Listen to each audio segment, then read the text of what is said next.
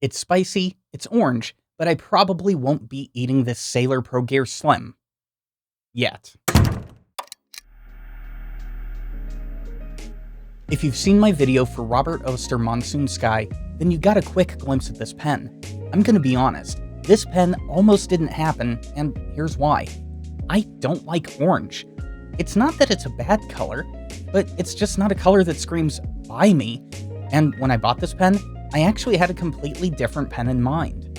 That particular pen, though, was delayed in getting into the retailers, and after a long email conversation with Ron of Pen Chalet, I was talked into a Sailor. But Sailor has a never-ending selection of special editions, you say. They have tons of colors that you would like better, you say. Well, to that, I say this. I really wanted to try a zoom nib, and this particular pen was the only one that was in the building to where I could pick it up in person. Then I saw the nib, and the finial, and well, let's just get into the TLDW. Okay, so the first thing that drew me in on this one was that two-tone nib.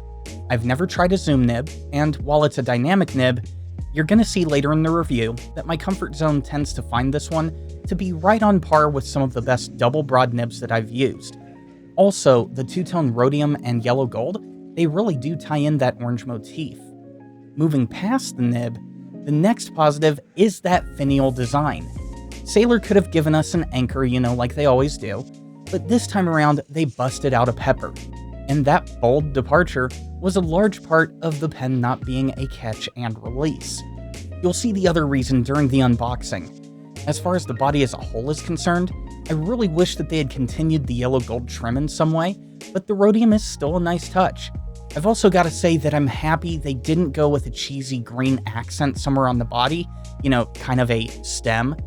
But let's get into the unboxing so you can see what an MSRP of $280 can get you. Now, we've seen a few other Sailor unboxings on the channel, so if you want to see a Sailor outer box for a limited edition, I would recommend the Loch Ness video linked below. Opening the box, we're greeted with the Pro Gear Slim Habanero on a chalk gray pen pillow. The pen would normally be in this plastic sleeve. This one has a Z for zoom on it. Below that, we have the plastic wrapping for the converter, which I've already put into the pen. Then we get into the second reason I really like this pen and plan on keeping it. I had no clue, but somehow ended up with number 777 out of 800. I'm required by the cosmic forces to keep it just on this alone. But moving past that, we've got the 1-year warranty, which, with all the Sailors I've reviewed, I still haven't read it. Below that is our Sailor instruction and warranty manual that refuses to get into focus for some strange reason. And once again, I've never read it, so I don't know what's in here.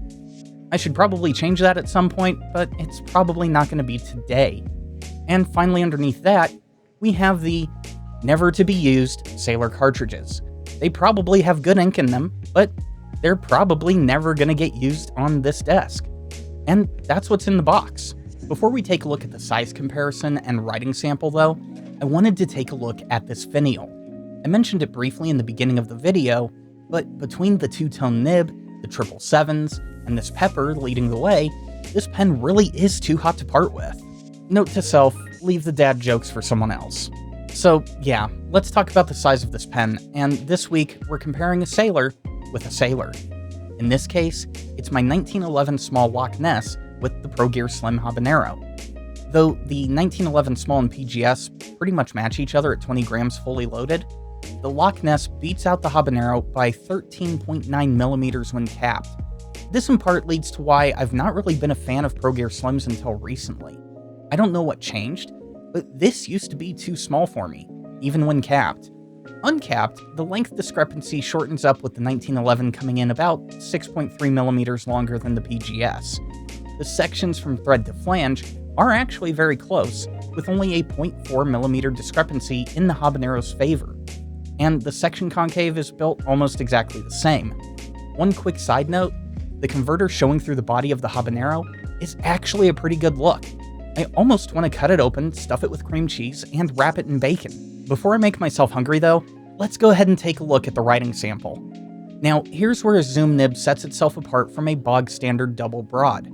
Unlike a double broad, the tapered point of the zoom nib allows the writer to change the character of the nib based on writing elevation. The first sample here is with the pen deviating from 90 degrees upright to about 75 degrees upright. At this angle, we're presented with a nice medium line. When we lower the pen to about a 60-degree angle, the nib transforms into a nice flowing broad nib that can flirt with medium if you pick up the pace. Laying down the pen to about 40 to 50 degrees, the pen presents itself as a subtle double broad that can lay a river of ink onto the page. And if that wasn't enough, if you decide you need an even thinner line, you can always flip the pen over and get a really nice extra fine flirting with an ultra extra fine. The good thing about this nib, it's designed and tuned in such a way that all of these angles are dependable and honestly gave me no issue. For me though, I tend to write at about 55 degrees, so the zoom nib came off as a broad verging on double broad. And honestly, this was a $280 well spent. But that's going to do it for our look at the Too Hot Habanero from Sailor. If you like the video, hit that thumbs up and subscribe to the channel. Also, while you're down there, consider becoming a patron. Until next time, don't drink the ink.